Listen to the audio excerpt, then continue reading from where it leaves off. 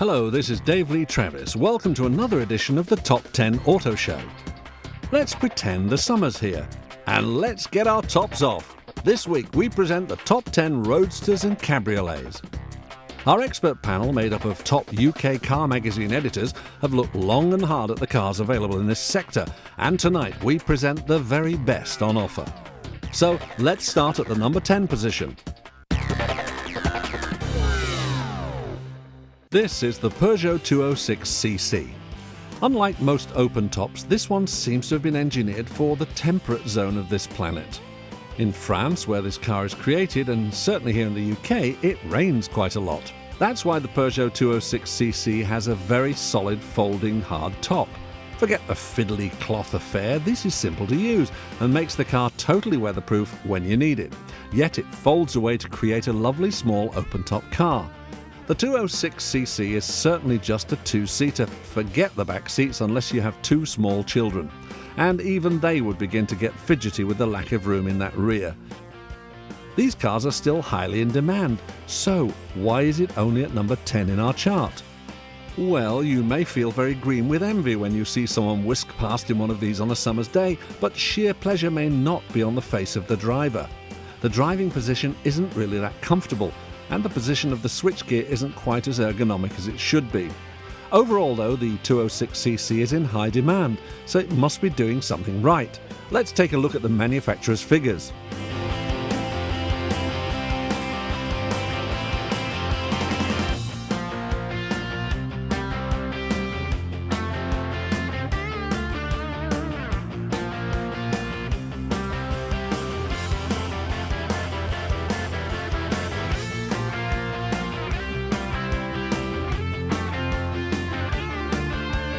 The Peugeot 206cc. What did our judges make of it in each of the 5 categories we asked them to think about?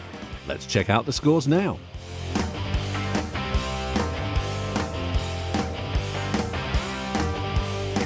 So, the Peugeot 206cc. Our judges' scores averaged out at 61%, putting it in the number 10 position. Let's move up the chart to number 9, and occupying this slot is the beautiful machine, the Jaguar XK8. Not quite as beautiful for James Bond in his rear-view mirror of his Aston Martin, of course, as this Jaguar was owned by the baddie in the latest Bond film, but he'll be glad to know that the production version does not have a grenade launcher, built-in missiles and a battering ram, although I could quite go for that. Under the bonnet you discover a purring pussycat, a very smooth 4.2-litre engine giving out 300 brake horsepower. This car does offer excellent performance, and you'll also have decent handling at your disposal thanks to the standard dynamic stability control, which is built into all XK8s. Plus, if you don't want to go up and down the gears, you can forget that and bring in the use of the planet's first 6-speed automatic transmission, which is smooth and precise. The Jaguar gives the occupants quite a lot of room inside, although with the roof up you can feel a little hemmed in. But this is only a small complaint when you think about the fantastic feeling this car gives you as it cossets you along the road. So, let's all now drool over the specifications of the magnificent XK8.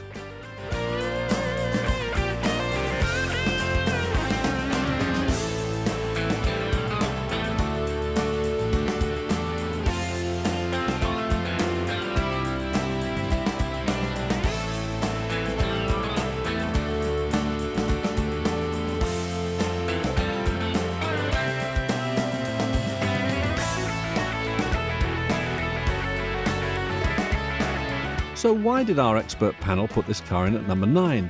Let's take a look at the details of the panel's scoring.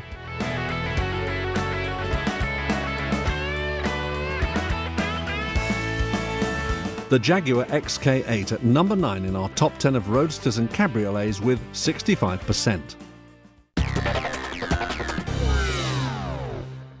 We're at number 8 now, and this is the Roadster version of the fabulous Audi TT. Here is a car which has won so many design awards for its coupe version, so Audi were determined not to be awarded a lemon for its Roadster version of the same car. They've done a very good job, as the striking Bauhaus-inspired curves still impress. The Audi TT Roadster feels quick and refined, but actually isn't a match for many others in the same price group. This is a very heavy car, and the 1.8-litre turbo engine just hasn't got the pulling power for true driving fun. Plus, the steering really doesn't give enough feedback, but maybe this is unimportant to you. The Audi TT Roadster makes a statement, a very loud and a bold statement. You are a person who appreciates the finer things in life, and boy, the Audi TT Roadster is certainly one of them. Let's take a look at the manufacturer's figures for this car.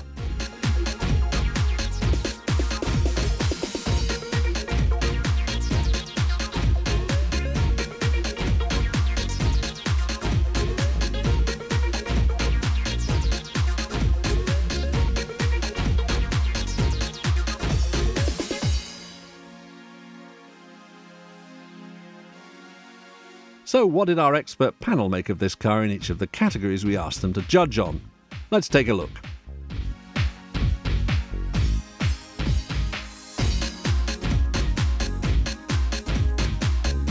The Audi TT Roadster at number 8 in our chart with 68%.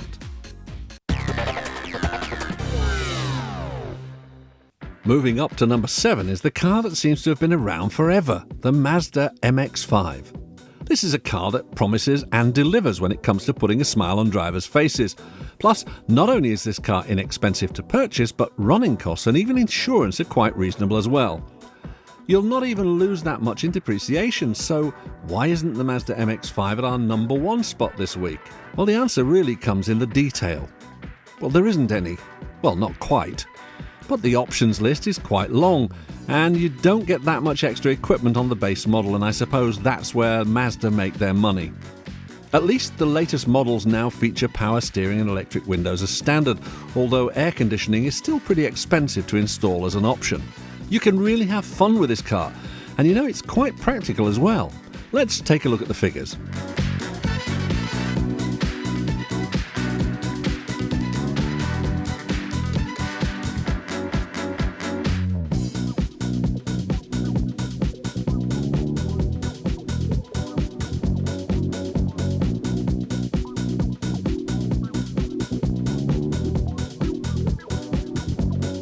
Well, the Mazda MX-5 was put under the magnifying glass by our expert panel, and let's take a look now at the marks they gave each category.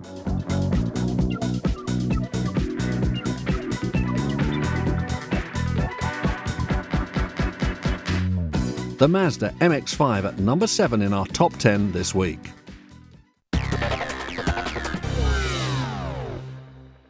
Okay, let's move up to the number 6 car, and here we find Mazda's arch rival, the Honda S2000. This is a car which has all the sharp looks which the Mazda MX-5 arguably doesn't have. Plus it has a reliable electric hood and a high level of standard equipment as well. It is of course more expensive than the MX-5, so let's take a look at what you get for your cash. Well, you may be cramped in the driver's seat and so will your passenger, but you won't find that important as the car hauls you safely round tortuous bends. The sound of the engine and the wind blasting in your hair gives a unique experience that a true driver will really enjoy.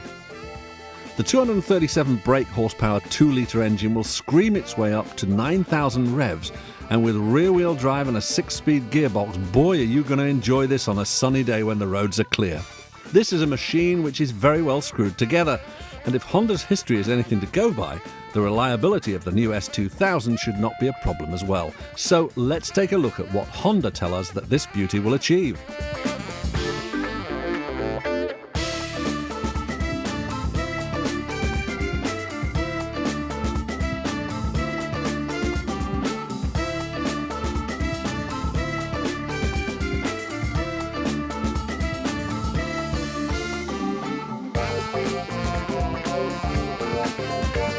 We gave the Honda S2000 to our judging panel. Let's take a look at their average percentages for each category.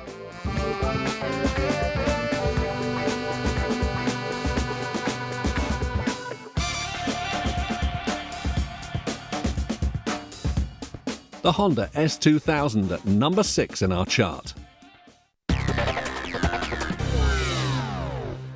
At the number 5 position is another Audi, the latest cabriolet version of the excellent A4. Car companies normally upgrade their open-top versions every 2 models, and this version of the A4 Cabriolet is based on the latest version of the Saloon and Avant. The last model was on sale about 10 years before being replaced, and this may do the same.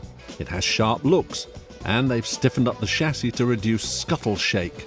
Of course, the build quality is absolutely impeccable both inside and out, and even though this is quite an expensive car, it is highly practical as well, with decent boot space and with high ergonomic values inside for both passengers and driver.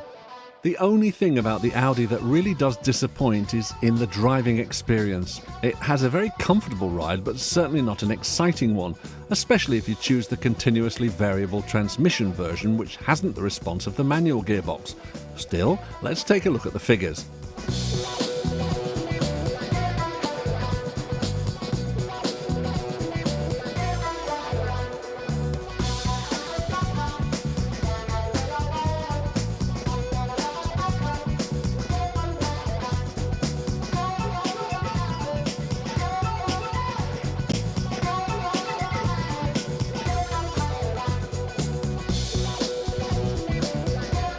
We asked our expert panel to vote on each category. Let's take a look at those figures now.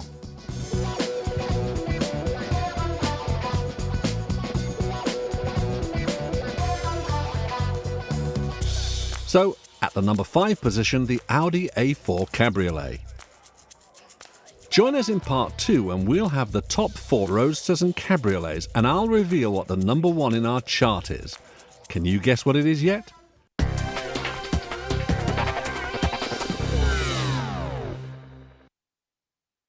Hello, this is Dave Lee Travis back again on the Top 10 Auto Show.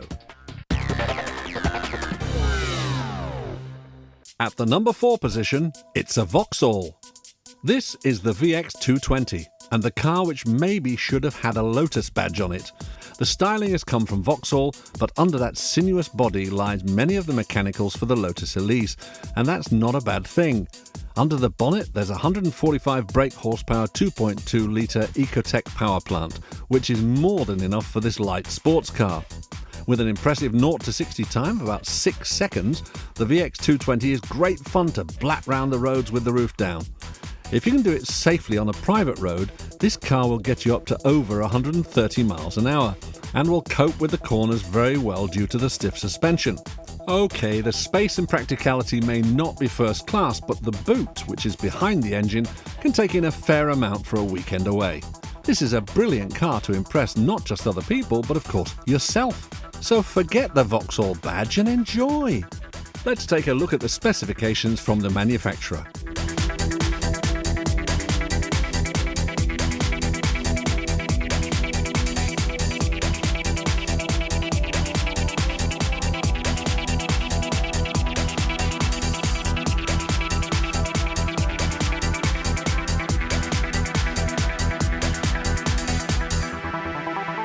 So, what did our experts give each of the categories? Cue the graphics.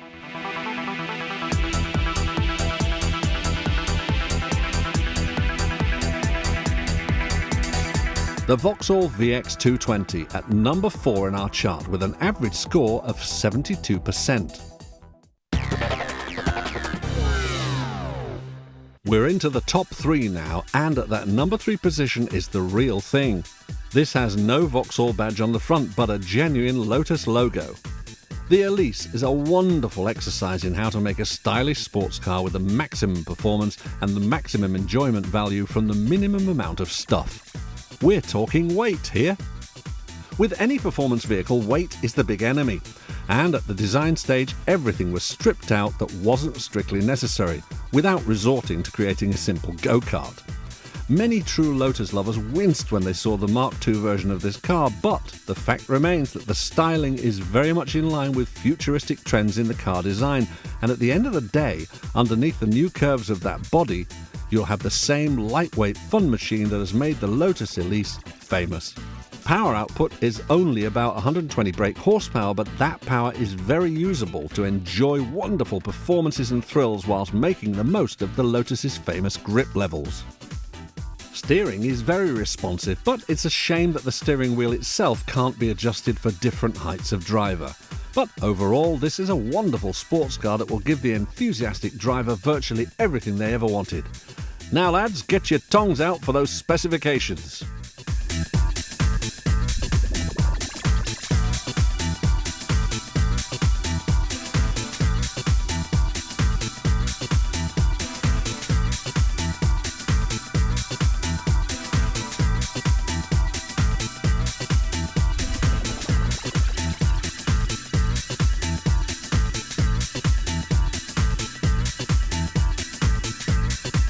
So, what did our judges give the Lotus Elise?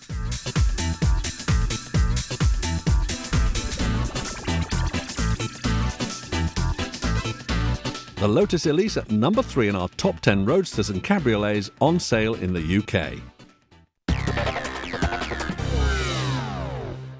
We're one car away from revealing the number 1, and have you guessed what it is yet?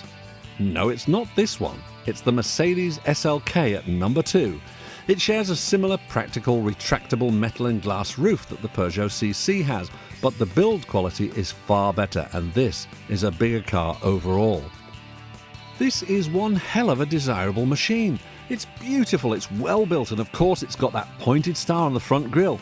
It may not be a fantastic car in the driving appeal department, apart from the top-of-the-range 3.2-litre AMG variant, but this will impress and will cosset the driver on the longest of journeys. It's practical in that the boot space is quite large, and even though it may not be considered a sports car, it can still give decent thrills in a safe driving environment. The folding roof is a joy to watch and will draw a crowd in the car park if you're not careful. The equipment levels generally are high, and actually is good value for a Mercedes. Even though you could pay up to £45,000 for the Mercedes SLK, the depreciation levels are low, so you can enjoy driving this car, secure in the knowledge that if you were to sell, there would be a line of eager buyers outside your front door.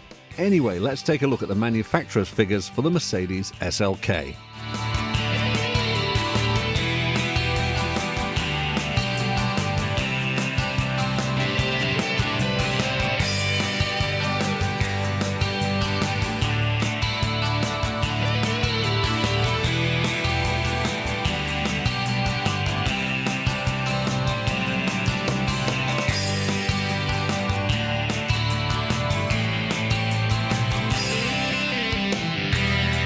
Now, let's take a look at the marks averaged out for each category from our experts judging panel.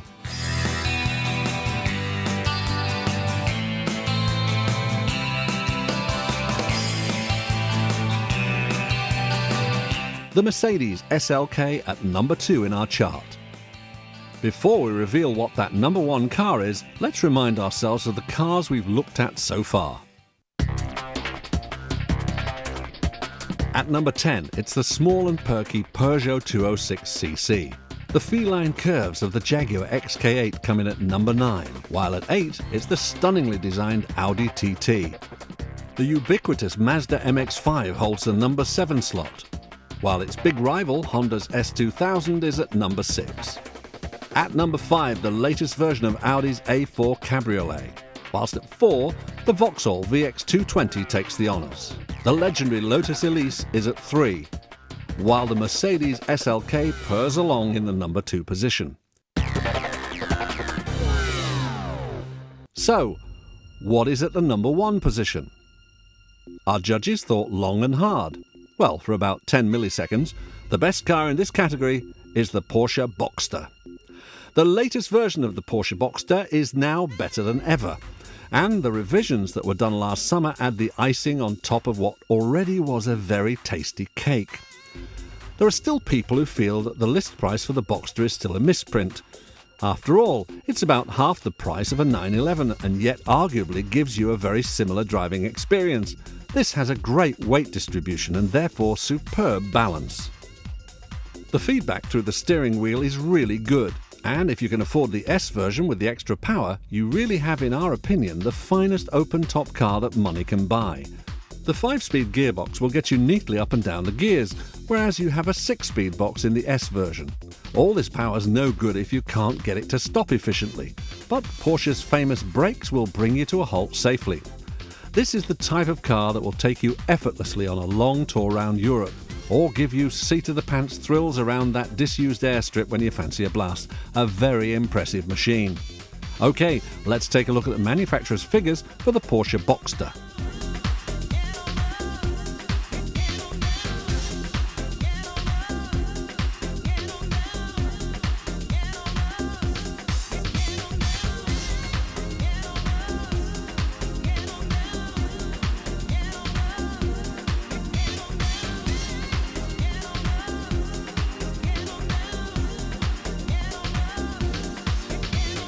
And what scores did it get for each category?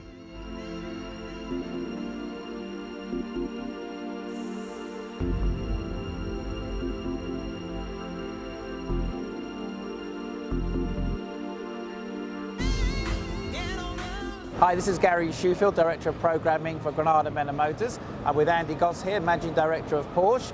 And Porsche have won the top Roadster and Cabriolet from our Top 10 Awards show. This has been voted by editors of the motor magazines, and you are the clear winner, and congratulations. This is for you. Thank you very much indeed.